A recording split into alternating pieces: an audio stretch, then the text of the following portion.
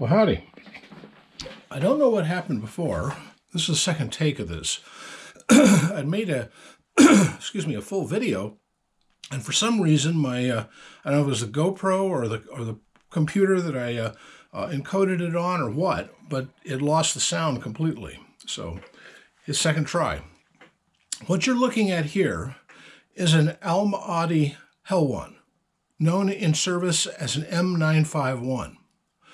The M951 is a license-built copy of the Beretta 1951, built at Mahaadi, which is the name of the main steel manufacturing and arms manufacturing company in Egypt, located at a suburb of Cairo called Helwan, and this pistol was named after that suburb. Anyway, this is just an almost, almost exact copy of the Beretta with a few extras added. For instance, on this side, the magazine release is down here, not up here, it's down here. It's not your typical one here, it's this button. Besides that, everything else on it, I think, is exactly as the Beretta is.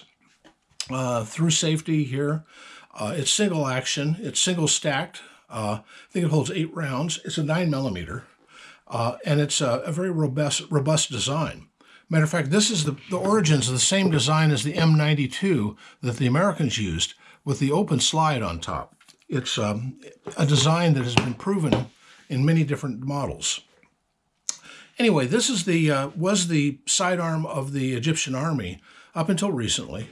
Now they're using a version of the TT-33 Tokarev, of all things. The main rifle they're using is the AK-47. Before, it was the Hakim, which is again a licensed copy of the Swedish AG-42 Ljungman, and is a fascinating gun. I've got one. I think I've shown it to you guys. They also made a version for a smaller carbine version called the Rashid for tankers. Every one of those seems to have been lost in the last Arab-Israeli war. Matter of fact, most of their ordnance of this vintage was, which is why they went with Soviet materials afterwards. Anyway, the Helwan was imported into the U.S. when it was surplused, and became quite a popular pistol amongst the surplus dealers, to the point where they were sold really rock bottom price everywhere. And it's to this day you can get one relatively cheap. I remember back in the day you could actually get these for like $60. So I mean, they're not really well thought of, but in terms of a historical pistol, like I said, I have a Hakim and I have a Rashid, and I figure the least I can do is have a pistol that's contemporary with those two rifles.